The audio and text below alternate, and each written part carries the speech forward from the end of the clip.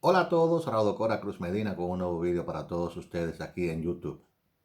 En Ecuador ha surgido a la palestra pública un libro que muestra los resultados que hay en un país cuando ese país se abre a las inversiones chinas.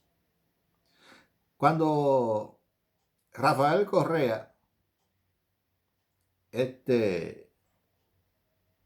expresidente de Ecuador, amigo de Hugo Chávez, de los Kirchner, eh, y del socialismo del siglo XXI, estaba en el poder, él hizo muchos acuerdos con China para permitir la entrada de capitales chinos al Ecuador.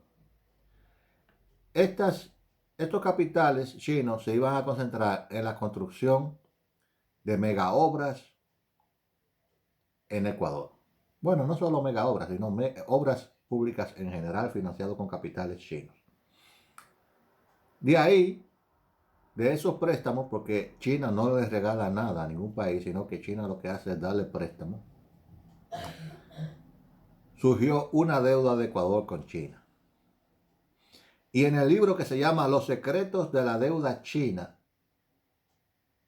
se explica qué ha significado esto para Ecuador. Y es bueno que todos los países del mundo, especialmente los países de Latinoamérica, que coquetean y juegan con que China es la panacea de los problemas de nuestro país y que las inversiones chinas son importantes para nuestros países, que se vean en el espejo de Ecuador. Dice aquí que ese libro, que acaba de surgir en Ecuador, recopila 12 reportajes periodísticos a partir de los datos de más de 5.000 archivos reservados a lo que accedió el ex candidato presidencial que fue asesinado. Si no me equivoco, se llama Villavicencio. Él era un candidato presidencial que fue asesinado hace poco en Ecuador. Él era, creo que, miembro del Congreso ecuatoriano, y como miembro del Congreso ecuatoriano llevó a cabo investigaciones sobre las inversiones chinas en Ecuador. Y esta investigación sale ahora a la luz porque él la dejó bastante avanzada y otras personas le han dado seguimiento después de su muerte. Dice aquí, Ecuador adquirió una deuda con China durante el gobierno de Rafael Correa, por la cual el país debe pagar con barriles de petróleo al gigante asiático. Hasta ahora, la información sobre los términos de la negociación de la deuda se conocía de manera general. Sin embargo, Fernando Villavicencio, quien es este candidato presidencial ecuatoriano que fue asesinado en Ecuador, el político que fue acribillado en agosto pasado ya había denunciado los perjuicios estatales que ese préstamo ocasionaba al Ecuador. Dice que China dio en préstamo al Ecuador unos 24.000 millones de dólares en créditos bilaterales mediante la banca estatal y comercial china. Según los investigadores, ningún otro país ha tenido un nivel tan elevado de acreencia con Ecuador como la nación asiática. Es decir, China se convirtió en el máximo acreedor de los ecuatorianos, en el máximo dador de préstamos. Pero ahora ustedes verán qué clase de préstamo. A todos los que critican al Fondo Monetario Internacional, al Banco Mundial, al BID, que lleva 60 años, 70 años dándole préstamo a todos los países de Latinoamérica, vean cómo es que China da préstamo y véanse en este espejo.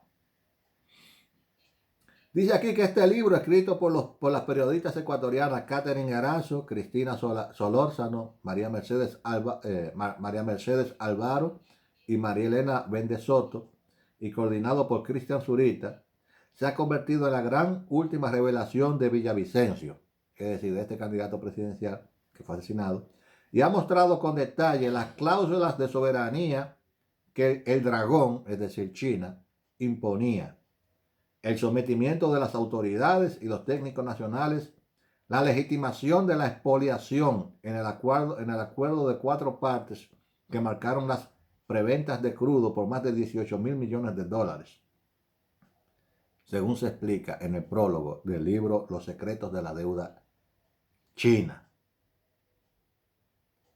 Señores, usted lee este reporte y a usted se le ponen los pelos de punta. Rafael Correa, ese campeón en la lucha antiimperialista, cuando el imperio son los Estados Unidos, se entregó voluntariamente, de manera indigna, y claro está, sacando pingües beneficios económicos para él y su clique, al imperialismo chino,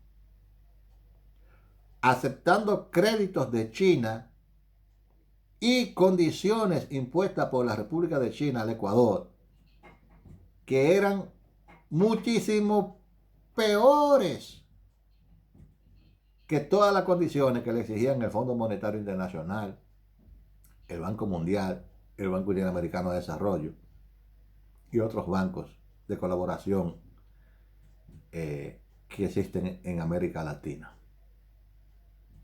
Y todo por ideología política, porque estos izquierdistas están dispuestos a aceptar todo lo que venga siempre y cuando provenga de su ideología. Vean cómo durante los tiempos de la pandemia en México, López Obrador al principio se rehusó a comprar ninguna de las vacunas que habían sido desarrolladas en Occidente, esperando comprar las vacunas cubanas, que llegaron tarde y hasta el día de hoy no se sabe qué tan efectivas son. Todo por ideología, porque estos izquierdistas son así. Dice aquí, el texto de 256 páginas de este libro está disponible de manera gratuita como ebook en el micrositio de la Fundación Mil Hojas, que propició la elaboración del mismo, del libro. Ahí hay tablas con todos los datos que explican los intereses que tenían que pagarse que se tienen que pagar por la deuda contraída por Ecuador con China y las condiciones a las que China sometió al Ecuador para darle préstamo. Una cosa increíble, señores. Increíble. Y todas estas informaciones estaban calificadas por el Estado ecuatoriano, mientras fue gobernado por Correa, como informaciones secretas del Estado ecuatoriano, que ahora es que han salido a la luz. Dice aquí, las fórmulas discrecionales y excesivas que fijaron el precio del petróleo ecuatoriano para beneficiar a los prestamistas chinos, las altas tarifas de transportación de crudo que se entregaba a China, las cuentas del Banco Central y Petroecuador controladas por los prestamistas en el exterior, las altas tasas de interés únicas en el mundo, le cobraban muchísimo más interés que todo lo que le cobraba el Fondo Monetario Internacional y todo lo demás. El desvío de fondos para el pago de sobornos de los lobistas ecuatorianos son algunas de las más importantes revelaciones del libro, porque mucha gente no sabe que esos préstamos, las personas que lo consiguen, reciben un porcentaje del valor total del préstamo por haberlo tramitado. Y generalmente los gobiernos lo que hacen es que ponen a alguien que es un testaferro de alguno de los que está participando en la negociación para luego repartirse los beneficios. Dice aquí, las investigaciones identificaron al menos 32 protagonistas, entre exfuncionarios ecuatorianos, lobistas especializados en el comercio internacional del petróleo proveniente de varios países, empresas estatales y privadas del Ecuador y de todo el mundo, y oficinas de representación en Asia, Europa y América. Claro, eso se hace para triangular el dinero, desviarlo por todas partes para que cuando se haga una investigación se haga prácticamente imposible de saber qué pasó y a dónde fue ese dinero. Dice aquí, además de una compleja ruta del dinero que solo el FBI logró rastrear según los detalles en el texto. Dice aquí que el proyecto de la creación de este libro revisó también los detalles de la ejecución de las obras de infraestructura hidroeléctrica de transmisión de electricidad hidráulica, así como proyectos viales e incluso infraestructura educativa financiada con endeudamiento chino a partir de contratos mantenidos por años bajo reserva, es decir, escondido. Entre ellos destaca la central hidroeléctrica Coca-Cola Sinclair, que no ha podido ser recibida por el gobierno por las miles de fisuras que presenta. ¿Y saben qué sucede con los contratos que tenía Ecuador con China? Que son tan leoninos que le han impedido a Ecuador prácticamente poder asistir a tribunales internacionales a decir y a pedir el cumplimiento de parte de China de esos contratos, porque esos contratos dicen, si el Ecuador no paga todo el dinero que tiene que pagar y no acepta todas las condiciones después que firmó este contrato, entonces tiene que devolvernos tal cantidad de dinero. Y la cantidad de dinero que tiene que devolverle a los chinos son tan exorbitantes que superan por mucho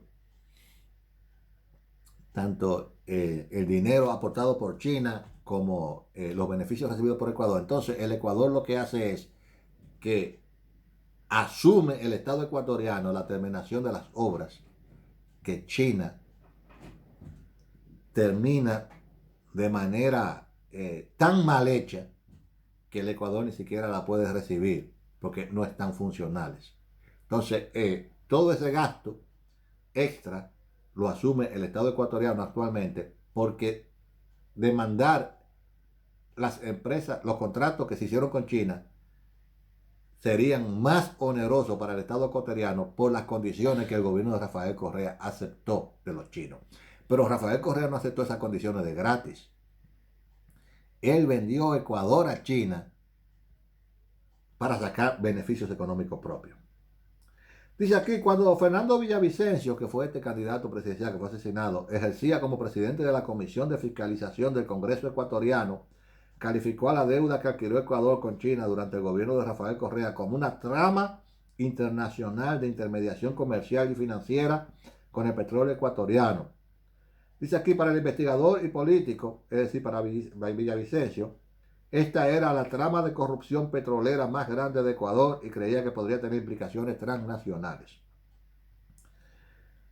Según la información que reveló Villavicencio en 2022, Ecuador solicitó financiamiento a China por 18.170 millones de dólares. Eso fue a Petrochina, en donde se comprometieron como garantía 1.365 millones de barriles de petróleo ecuatoriano. Y oigan lo que pasó aquí. Sin embargo, los barriles que debían ir directamente a China terminaron endosados a los bancos europeos Société Générale, Naxit y NG Bélgica. El propósito, explica Villavicencio, era que los chinos cedieran a los dólares y pudieran cumplir con los préstamos. Oigan qué negocio de capaperro hizo Correa con los chinos. Los chinos le dijeron, te vamos a financiar las obras, danos en pago petróleo. Entonces Correa mandaba el petróleo a los chinos. ¿Qué hacían los chinos? Que le vendían el petróleo a los bancos europeos y cuando recibían el pago del petróleo ecuatoriano de los bancos europeos, era que ellos procedían a con esos dólares a comenzar las obras en Ecuador.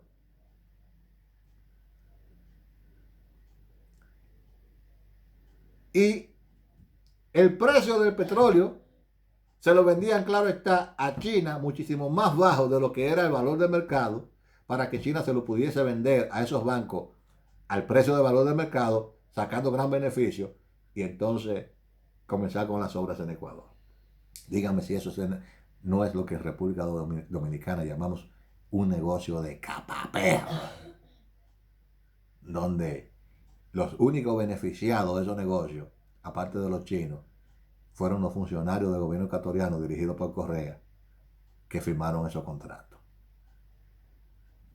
Dice aquí, esos bancos resultaron aliados del grupo Gunvor y juntos comercializaron el petróleo ecuatoriano. Las pérdidas para Ecuador, producto de la intermediación petrolera que hacía China, serían unos 5.000 millones de dólares. la pérdida del Estado ecuatoriano en ese negocio. Porque era todo en beneficio de China, nada en beneficio del Estado ecuatoriano, pero mucho beneficio económico para los miembros del gobierno ecuatoriano que firmaron esos contratos. Dice aquí, el gran problema de la deuda de Ecuador y China es que los barriles de petróleo que se dieron como forma de pago no fueron evaluados con el precio internacional del crudo, sino que se congeló el precio del barril. Es decir, al precio del barril ecuatoriano se le puso un precio fijo. Yo te voy a dar tanto por cada barril, dijo China. El precio del petróleo se fue a los cielos y toda esa diferencia de ganancia se la quedó China. Pérdida para el gobierno ecuatoriano solamente en esa transacción comercial, 5.000 millones de dólares. Dice aquí que estos periodistas analizaron los créditos que China otorgó para los proyectos que prometían cambiar la matriz energética del Ecuador, los proyectos de vialidad e hidráulicos para cambiar la matriz productiva y otros proyectos como los de infraestructura educativa impulsados por el gobierno de Rafael Correa. La construcción de la central hidroeléctrica Coca-Cola Sinclair abrió la puerta al endeudamiento con China.